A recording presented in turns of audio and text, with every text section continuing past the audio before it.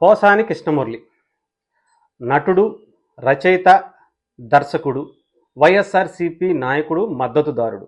ముఖ్యంగా జగన్మోహన్ రెడ్డి గారికి అత్యంత సన్నిహితుడు. ఇక ఈయనకు ఉన్నటువంటి పదవులు అనుకోవచ్చు, లేదంటే ఈయనకు ఉన్నటువంటి డిజిగ్నేషన్స్ అనుకోవచ్చు. అయితే ప్రజల్లో ఉన్నటువంటి మాట చాలా సంవత్సరాల నుంచి నడుస్తుంది. సైకో పోసాని మురళీకృష్ణ.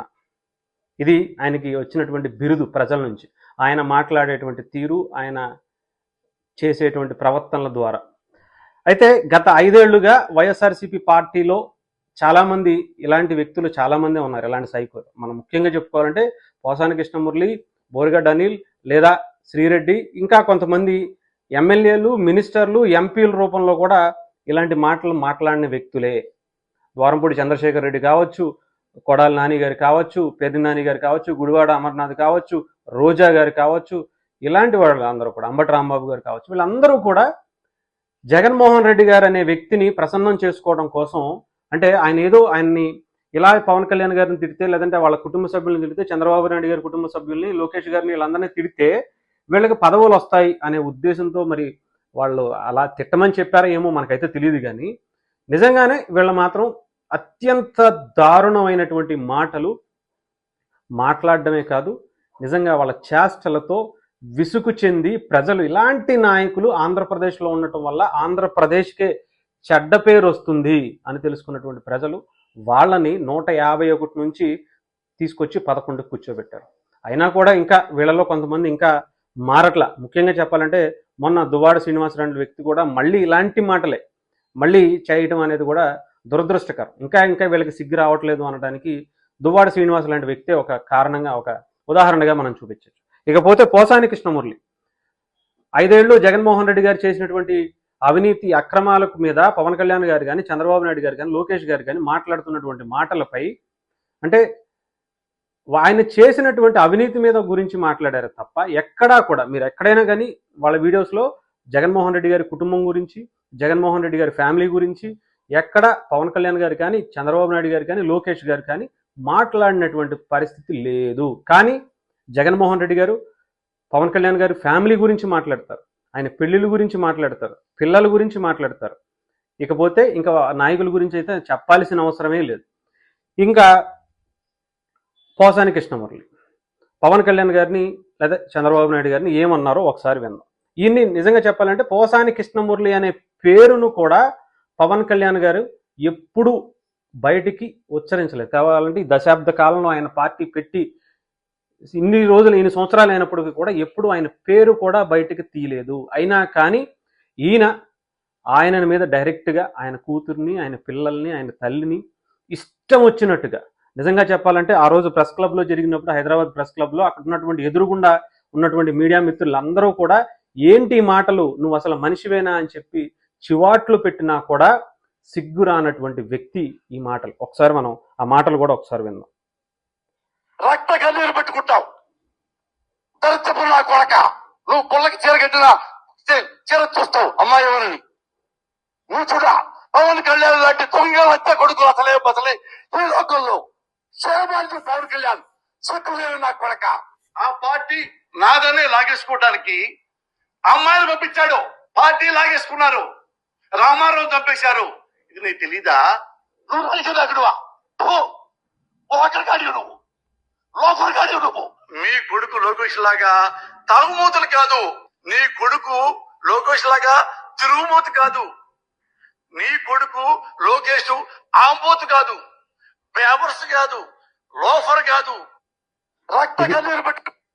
పోసాని కృష్ణమురళి గారు మాట్లాడి ఇవి చాలా తక్కువే. ఇంకా చెప్పాలంటే ఇంకా చాలా దారుణమైనటువంటి మాటలు. ముఖ్యంగా పవన్ కళ్యాణ్ గారి కూతురు గురించి, వాళ్ళ పిల్లల గురించి మాట్లాడినటువంటి మాటలు సమాజంలో ఎప్పుడు ఎక్కడ రాజకీయ వేదికల మీద రాజకీయ నాయకులు ఇలాంటి పదజాలం వాడినటువంటి సందర్భాలు ఇన్ని సంవత్సరాల భారతదేశ చరిత్రలో ఎక్కడా మనకి కనిపించలే. దౌర్భాగ్యం మన ఆంధ్రప్రదేశ్లో, హైదరాబాద్లో ఉండి ఆంధ్రప్రదేశ్ రాజకీయాలు, ఇంకా తెలంగాణలో కూడా ఇంకా ఇలాంటివి లేవేమో అనిపించింది. కానీ ఆంధ్రాలో అయితే ఈ 5 ఏళ్ళు ఎక్స్ట్రీమ్గా వెళ్ళిపోయి వాళ్ళకి నోరు ఉంది కదా, ఇంకా అసలు మనదే రాజ్యం, మనల్ని ఎవ్వరు ఏమి చేయలేరు అనే పరిస్థితిలో పోసాని కృష్ణమురళి, మిగతా ఇందాక ముందు చెప్పినటువంటి శ్రీరెడ్డి, బోరుగడ్డ అనిల్, వీళ్ళ వాళ్ళకి ఫ్యామిలీస్ ఉన్నాయా లేదంటే అసలు వీళ్ళ మనుషులేనా అనే విధంగా చేసినటువంటి మాటలు మనం చూసాం. ఇకపోతే ఈయన గవర్నమెంట్ అధికారం పోయింది, పోగానే నేను శుద్ధపూసన అయిపోయాను, నేను ఇంకెవరిని ఏమి అనను, నేను వ్యక్తిగతంగా ఎవరిని కావాలని తిట్టలేదు, కానీ నన్ను వదిలేసేయండి అని చెప్పి బతిలాడడము, లేదంటే నేను ఇంకా రాజకీయాలకు దూరంగా ఉంటున్నానని చెప్పడము, ఏదో ఒకటి చెప్పే ప్రయత్నం. ఎందుకంటే అరెస్ట్ చేస్తారు అని తెలిసిన తర్వాత ఈయన శుద్ధపూస అయ్యే ప్రయత్నం చేశాడు. అటు శ్రీరెడ్డి కూడా గతంలో మాట్లాడినటువంటి మాటలు ఇష్టం వచ్చినట్టు ఆవిడ వేరే రాష్ట్రం వెళ్ళిపోయి కూడా నన్ను ఎవరు ఏమీ చేయలేరనే ఒక ఇది కావచ్చు. ఈ రెండూ కూడా పక్కన పెడితే వీళ్ళని ఎందుకు వదిలేయాలి? వీళ్ళు మాట్లాడినటువంటి మాటలకి ఎవరు సమాధానం చెప్పాలి? పోసాని కృష్ణమురళి లేదా శ్రీరెడ్డి, బోరిగడ్డ అనిల్ అంటే అరెస్ట్ చేశారు, లోపల వేశారు. మరి శ్రీరెడ్డి ఇప్పుడు జగన్మోహన్ రెడ్డి గారు చేసినటువంటి అనేక దారుణమైనటువంటి పరిస్థితులకు వాళ్ళు పాలసీస్ ప్రకారం మాట్లాడితే వీళ్ళు మాట్లాడాల్సినటువంటి మాటలు ఇవా? చంద్రబాబు గారు చేసినటువంటి తప్పుల గురించి చెప్పొచ్చు, ఆయన గవర్నమెంట్లో ఉన్నప్పుడు చేసినటువంటి అవినీతి గురించి ఇంకో దాని గురించో మాట్లాడచ్చు. ఎందుకని వ్యక్తిగత దోషులకు వెళ్లాల్సి వస్తుంది? మరి ఈ పోసాని కృష్ణమురళిని నిన్న పోలీసులు అరెస్ట్ చేశారని తెలిసింది. అక్కడ కూడా ఈయన ఒక హైడ్రామా క్రియేట్ చేశాడు. నేను రాను, నేను అడ్వకేట్ని, ఏం చేసుకుంటారో చేసుకోండి, నా లాయర్ వస్తాడు, నేను వస్తాను, మీరు నన్ను అరెస్ట్ చేయడానికి కుదరదు అని కొంచెం విర్రవీగతనం. ఏం చేస్తారులే అనే ధైర్యం.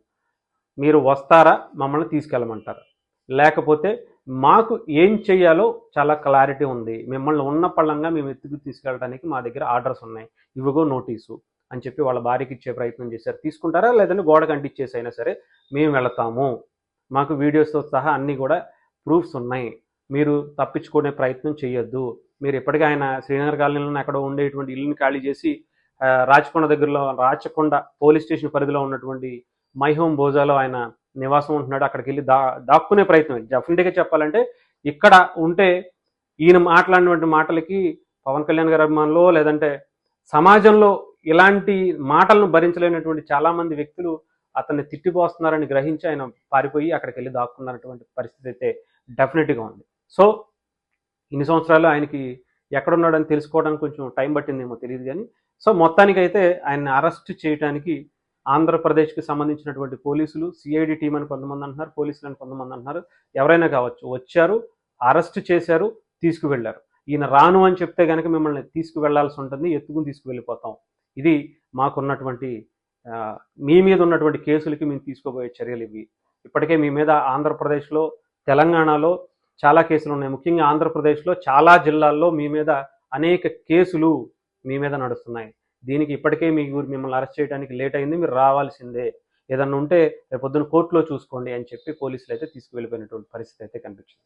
కానీ ఇప్పటికే చాలా చాలా చాలా చాలా లేట్ చేసింది ఆంధ్రప్రదేశ్ గవర్నమెంట్.